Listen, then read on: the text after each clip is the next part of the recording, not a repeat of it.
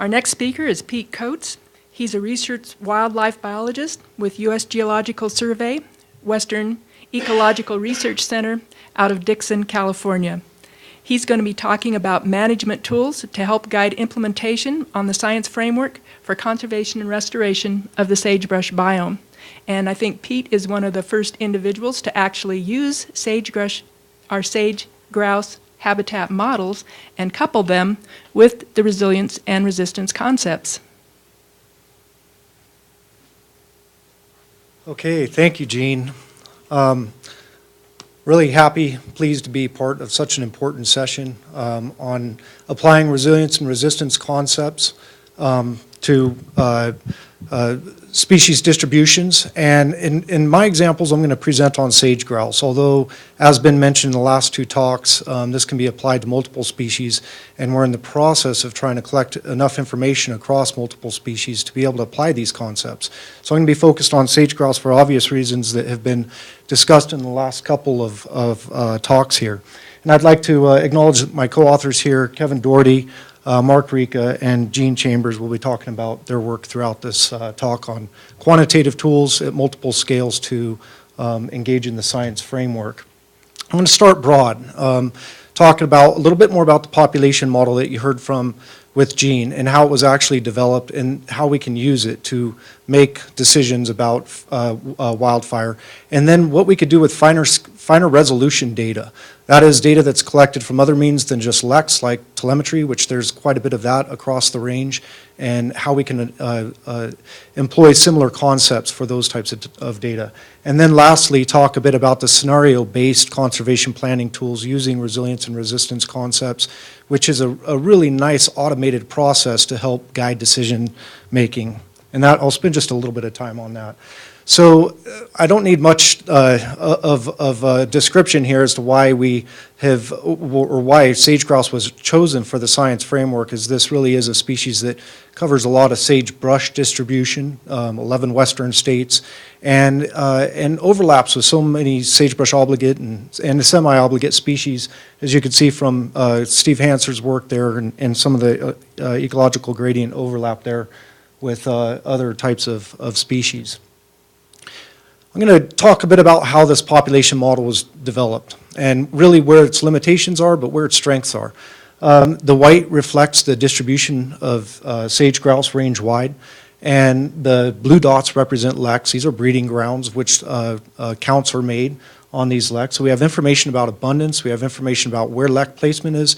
Using a machine learning approach, random forest modeling, we could link the different vegetation, topographic, weather or climate type of patterns to these actual lek sites to develop a probability of occurrence of leks. To show an example, we'll zoom into Wyoming here, and we have these lek sites on the landscape, and you can see they're rather clustered, and the darker points represent larger leks, and you can see the clustering of those darker points. So there's obvious factors that are associated with those sites that we're trying to pick up on to make inference across the landscape as to where those factors occur. And using that machine learning approach, we could develop these functional response curves, some of which you saw from Dave's presentation there, to identify which factors are most important for each of these different ecological regions, and develop an index from 0 to 1, 1 being the highest, which is green, 0 the lowest, yellow, as to the probability of occurrence of breeding habitat, essentially. And this brings out lots of more information that we could use these for, such as corridors between these leks, as you could see. So many areas here of which connectivity is identified. And if we scale this out, the real strength of this process is it provides us with a consistent measure of probability of occurrence of leks across such a broad landscape, entire sage grouse distribution. And we can measure the differences in those functional responses of different factors like sagebrush and conifers across the different management zones or ecological regions. And we saw this table that Dave brought up. I'm not going to spend much time here, but mention that there is variation in these factors, as Dave explained so good about the differences in these areas. One thing that this really doesn't capture, though, is the abundance of grouse on the landscape. It really picks out or predicts the probability that that is good breeding habitat for sage grouse.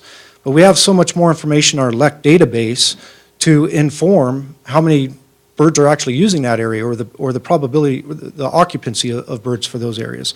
So we've developed another type of modeling approach using some kernel density estimation from multiple bandwidths informed by sage grouse space use in relation to LECs to come up with a space use and abundance index and couple that index in a multiplicative manner with the breeding habitat to identify areas not only that are good habitat based on the underlying covariates, but also where we have information that grouse actually occupy those areas. So these are high areas of grouse occupancy as well as high areas that are suitable for grouse. And again, we could carry this out across the entire sagebrush distribution to end up with a nice population model that reflects both occupancy and habitat. It really refines the habitat model to get to those areas that should be prioritized essentially because grouse populations exist there. Okay, so this is how the population model was developed in a nutshell. There's the publication in Doherty et al. 2016 is an ecosphere that describes it far more in detail. I'm going to jump to examples how to use this model at large spatial scales, such as management zones or ecoregions. We could couple it with threats, as we heard both Dave and Jeanne talk about. And one threat is wildfire, as we know, and there's variable effects of wildfire across sage grouse range. We know it's most prevalent in the Great Basin, so I'm going to focus on this as a threat. And then bring in the resilient and resistance mapping to help identify areas where we want to potentially carry out management actions, but also inform those particular actions using this R&R matrix. As we remember from Jeanne's talk earlier, in a high R&R, there's less of a threat of cheatgrass or low risk of cheatgrass or invasive species, and you also have potential high success for perennial recovery, and especially if you're doing seeding or seedling transplants, higher success there, whereas the low R&R, even across the different sage grouse suitability, we have higher risk of invasive grasses and lower potential for recovery. I'm going to focus this on the Great Basin. As we know, wildfire is a threat in the Great Basin, so we can pull out these areas from the population model created range-wide and really look at factors such as, management options such as suppression, prevention of wildfire, areas for that, wildfire as well as restoration sites. Now from the population model, we could pull out the high habitat areas, and we've done this in a separate type of publication to reflect sage grouse concentration areas. These are essentially where we have the most amount of sage grouse with the highest amount of habitat, and here we have 20% of the habitat and over 90% of grouse occupying these areas. If we overlay this with the R&R layer, we could come up with prioritization for suppression areas for wildfire, where we know in low R&R areas, if those fires get very large, we'll have more potential for invasive grasses to invade, as was mentioned in previous talks, and lower potential for recovery. So these are areas to slow the expansion of wildfire as much as possible. And moderate R&R has a second priority. We could also bring in a burn probability layer, where we can then start to guide prevention types of application. For example, fuels management, PJ removal activities, grazing practices, targeted grazing for cheatgrass and other fuel breaks, the guidance of where those occur, which is a large program with the BLM now as to where fuel breaks are potentially going to go on the landscape, and staging resources for initial attack. So by thresholding, again, this burn layer, combining it with the R&R surface as well as greater sage grouse population concentration areas, where we have burn is likely, and low and moderate R&R, those might be areas where we have the highest priority for prevention measures, and then where burn is unlikely, but it's low R&R, that also merits prevention measures just because it's essentially sage grouse habitat areas and will have less of a chance of recovery of that system.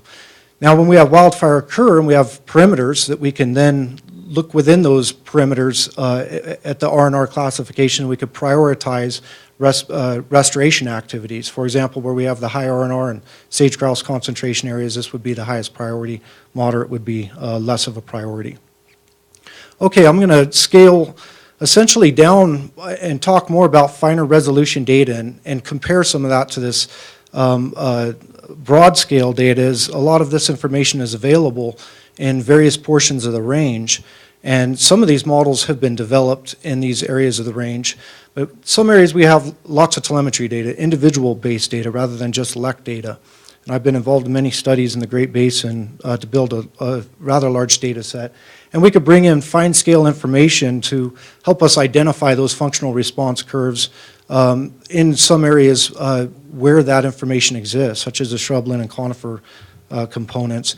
And go further into the life stages of sage grouse and actually develop seasonal maps, spring, summer, and winter, that reflect more the annual cycle of sage grouse, where we capture that wintering habitat in a composite annual HSI, and then also use those seasonal maps individually.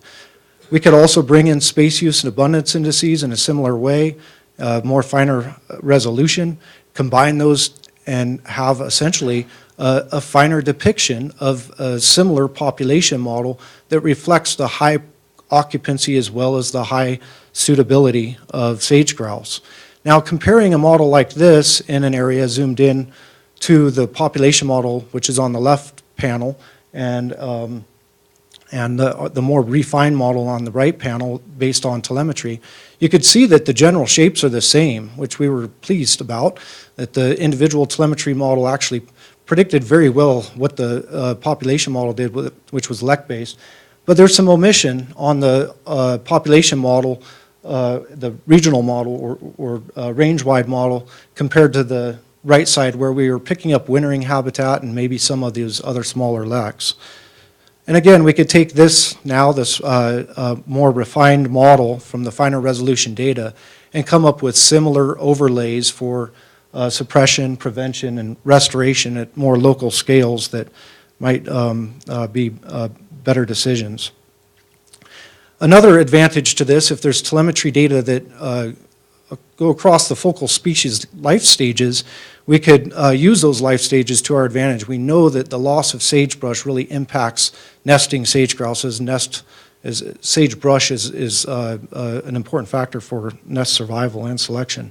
So if we take a fire like this is the rush fire that occurs, and those are nest sites pre-fire or pre-burn, and we use the same modeled parameters to develop the surface, the population model surface essentially, of using that finer resolution data pre-fire, and then use the data for post-fire, subtract those surfaces, we could determine those areas where we have lost the most suitable habitat and overlaid with that space use index.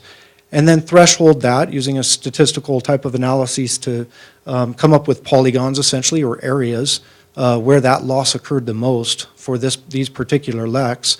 Again, overlay this with the R&R to identify where we're going to have the best success if we plant seedlings and seeds or any other type of restoration activity. And here in the yellow would be considered a lower priority, whereas the dark green represents the highest priority. We zoom in on this and show some of the nest sites that were pre-burn, and you could see it picked up really well the nesting habitat.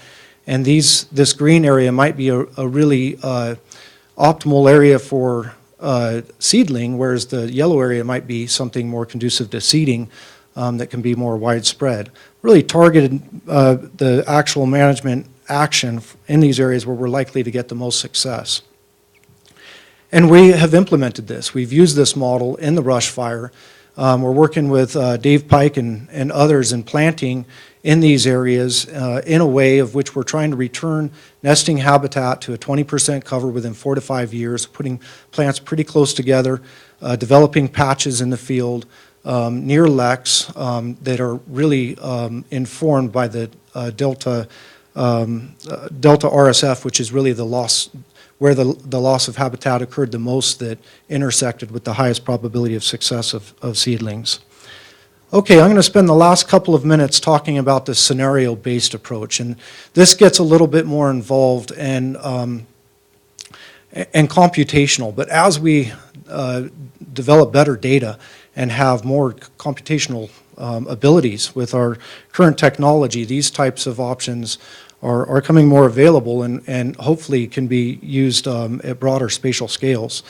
And what this model essentially does, it's a decision tree where for restoration activities to point out which areas might be best for restoration, where you're going to have the most success given the underlying R&R. Other factors can be incorporated in here, such as ecological site potential and so forth, to make decisions about what the actual outcomes are going to be, or state transitions that occur versus those of which the system will return back to its original state.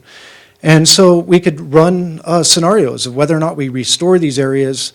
We could run a scenario on restoration on this side. If we do restore it, what's likely to happen? Create these maps, run the suitability on these maps, and create an index of how suitable the habitat is to, in this case, sage grouse.